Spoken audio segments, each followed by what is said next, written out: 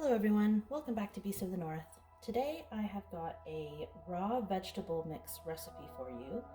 This is a recipe that you can make right at home, and you can add it to any kind of diet that your dog may be eating, whether that is kibble or home cooked food or a raw food diet or a mix of those things. It doesn't matter. This vegetable mix recipe goes with any kind of dog food, and the purpose is to act like a real food, raw, fresh multivitamin for your dog. So all of the ingredients that I have here are highly nutritious. They have a few special benefits that I will go over when I talk about each ingredient. And yeah, so this is a very easy recipe. You can technically you can substitute different vegetables for any of the stuff here in case you can't find it. This stuff here is something you can actually find out in the wild if you want to, which makes this a little easier and cheaper to make. So what I'm going to do is go over each of the ingredients, sort of the benefits and why I've decided to use it, and then I will blend it all up, mix it into a bowl, and let you see how I put it together and get it ready to be added to dog food. So let's get started here. The first thing I'm going to talk about is this object over here. Bear with me, they're a little bit wilted, and that's just because it's been in my fridge for I think 2 days, but it's still fine. These are dandelion greens. So if you don't know what these are, which I highly doubt anybody doesn't know what they are, but dandelion is that plant that we refer to as a weed that grows everywhere. So it is that plant that has that bright yellow flower that sprouts from the center. And if you didn't know, dandelion actually is extremely nutritious. It's comparable to broccoli. Let's just leave it at that.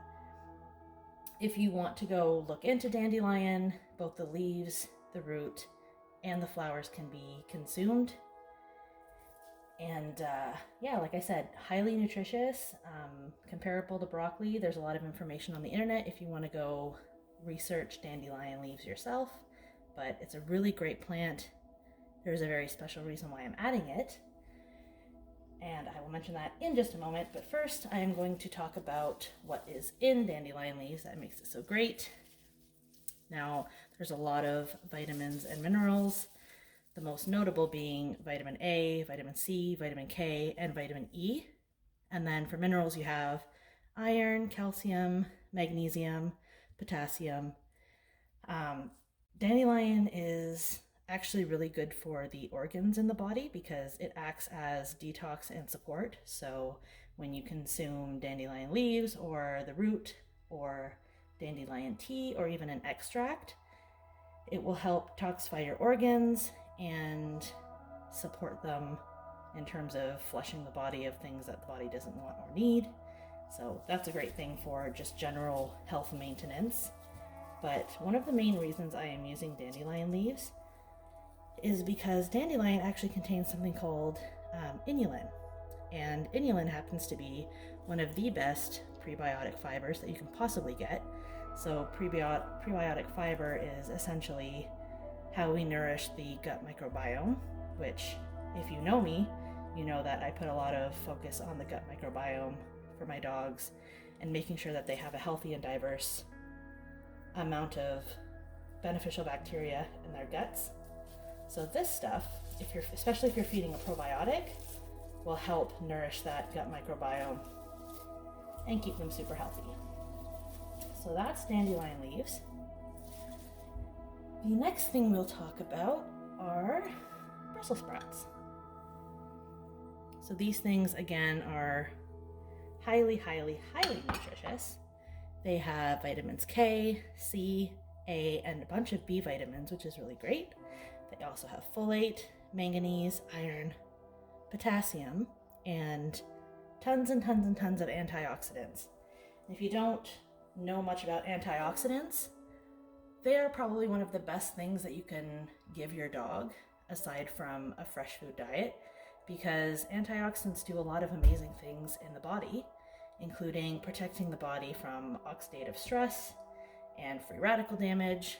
So they're very important to include in your diet and in your dog's diet if you can. And luckily they're easy to get because antioxidants come in a lot of plant material and things like berries. So that's why I have the Brussels sprouts there. And next we have our organic broccoli. And as you can see, I've included the pieces that we normally eat and also the stems, because even though the stems don't necessarily taste the same, they have the exact same amount of nutrition in them. So broccoli has vitamins A, C, K, and E, and B6. And then it has things like calcium, iron, magnesium, selenium, manganese, folate, potassium. And I want to mention real quick, the main reason why I'm using both Brussels sprouts and broccoli is because both of these things contain sulforaphane, which actually has a lot of studies that have been done. And it shows cancer fighting properties, like stuff that's been proven in research. So we know that when we give broccoli, it actually does contribute to fighting cancer and slowing the spread of cancer, which is really great. So as a preventative, I find that it's really good to include in the diet. I like to include large amounts, so I do give a lot of these Brussels sprouts and broccoli. Yeah, so that's those two. And then in the middle here, we have pumpkin seeds. And the important thing about pumpkin seeds is that you soak them for 24 hours before you use them. A minimum of 12 hours in warm water with just a pinch of salt. And this is the jar that I soaked my pumpkin seeds in starting from yesterday morning. So the reason that we soak the pumpkin seeds is because they contain something called phytic acid. And phytic acid actually decreases mineral absorption. So by soaking it, you're removing it from the seeds so that you won't have any issues with the phytic acid interfering with nutrient absorption in any of your other food items in the meal. So definitely do that if you're going to use pumpkin seed. And then lastly, we've got pure organic pumpkin. So this is literally just pumpkin. There's no additives into it. And I really like it because once all this is finished and in a grind form, I really like to add pumpkin to help bind it, because what I'm going to do with all of this when it's done is put it into ice cube trays or silicone molds so that it's super easy to freeze it, put it in a Ziploc bag, and then take out as much as I want for the day. And the pumpkin really helps bind it all together and add some extra great stuff like vitamin A, E, C, K, and a bunch of other B vitamins. There's also calcium, iron, zinc, copper, selenium, manganese, phosphorus, potassium, and just a ton of great fiber, which again, fiber is really important in any kind of diet because you want to protect and take care of that gut microbiome, because the gut microbiome is really important for longevity and good health. So that is why I've added the pumpkin. And that about covers what I have for ingredients here. So just to go over it again real quick: dandelion leaves, Brussels sprouts, broccoli, stems included, soaked pumpkin seeds, and pure pumpkin. So what I'm going to do now is I'm going to take all of this and I'm going to put it in my blender and almost puree it, but it's going to be very, very finely chopped. And I'm going to leave everything raw, and then I'm going to put it in this bowl and we will go over how I store and feed it. So right now I am going to go ahead and blend it, and I will talk again after the noisy part of this video is done.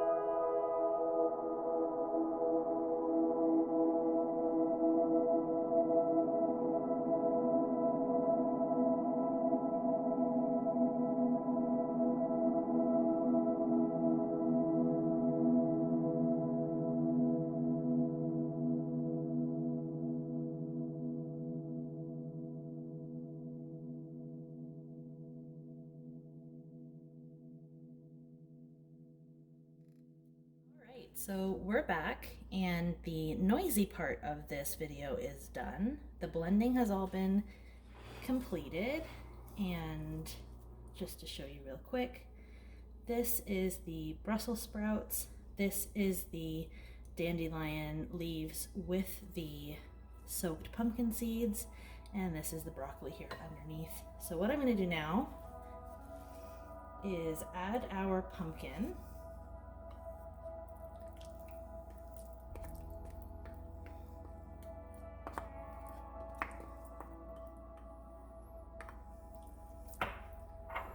And start to mix this up. So one of the things that I wanted to talk about in regards to these vegetable mixes is how to feed it. So you can use many different kinds of vegetables. It really depends on what you feel like using, what your dog likes, what benefits you're trying to achieve, what you have access to, and sort of what your goal is for your feeding plan. But the great thing about a vegetable mix like this is that it can be added to any kind of meal, no matter the diet. And usually what you want to do is probably for a small dog, I would do maybe 1.5 teaspoons and a little bit more if you need more for, trying to get the benefits out of any of the ingredients. And for large dogs, I usually like to do about 2 heaping tablespoons. So my 90-pound German Shepherds, I have a 90-pound male Hunter and my puppy Asher. Hunter gets 2 tablespoons and Asher right now gets 1 tablespoon, but he will eventually get 2 as he gets bigger. And really the good thing about vegetables is that you can honestly give as much as you want, as long as their other nutrition requirements are being met in terms of protein and fat and other nutrients. You can add this on top of things because it's thankfully low calorie.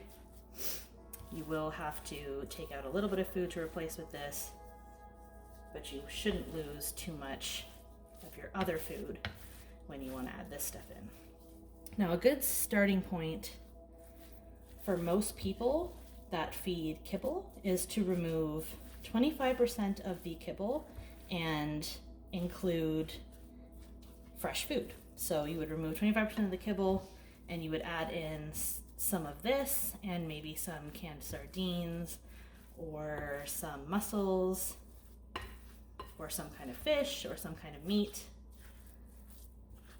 And that's always a good way to start introducing fresh food into a diet. It's mostly mixed up. And as you can see, it looks mostly green, but when you look a bit closer, you got a little bit more of the rainbow in there, which is great. Yeah, and that's pretty much it. So I'll give you a close-up of this bowl here.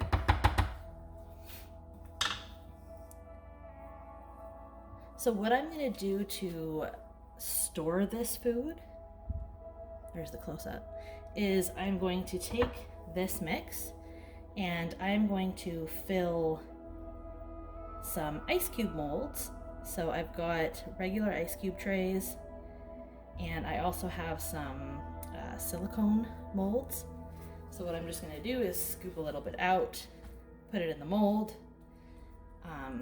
press it down into the mold or the ice cube tray, and then you freeze it. And once it is frozen, which shouldn't take too long, should be about an hour, depending on the ingredients you're using.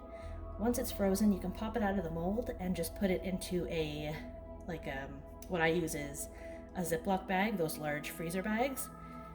And I take them all out individually and put them into the bag, put that in my freezer, and that will keep for many, many months. And then it's easy because you just need to take one out a day, depending on the size of the mold, or take out as many as you need to feed your dogs for that day, and just pop it right in the bowl. And if your dogs don't like vegetables and you need to hide it, you can leave your frozen veggie cube out to thaw a little bit and then just mix it into their food. So you can hide it that way. And yeah, there's a lot of different ways you can prep this. So I will freeze probably 3/4 of this bowl and then just feed the other quarter fresh over the next few days, because it will keep in the fridge for a couple days before it starts to brown from oxidization. So yeah, that's it. That's my vegetable mix. And I usually switch it up every time I make a batch. So as an example, my last one I was using zucchini, and I had some cauliflower and some carrot tops, and I had dandelion leaves again because I always like to have dandelion leaves for the inulin. So really you can do any kind of mix you like. I like to choose the super highly nutritious vegetables when I'm doing mixes because, like I said, I use them for not just the nutrient density of those particular vegetables, but because there are a lot of benefits to certain types, like the broccoli and the Brussels sprouts and the dandelion leaves. Another thing you can add in is other sprouts like broccoli sprouts. Those would be amazing in a mix. So yeah, really depends on what you want to do and what your goal is with your vegetable mix. But this is something that can be added to any kind of diet.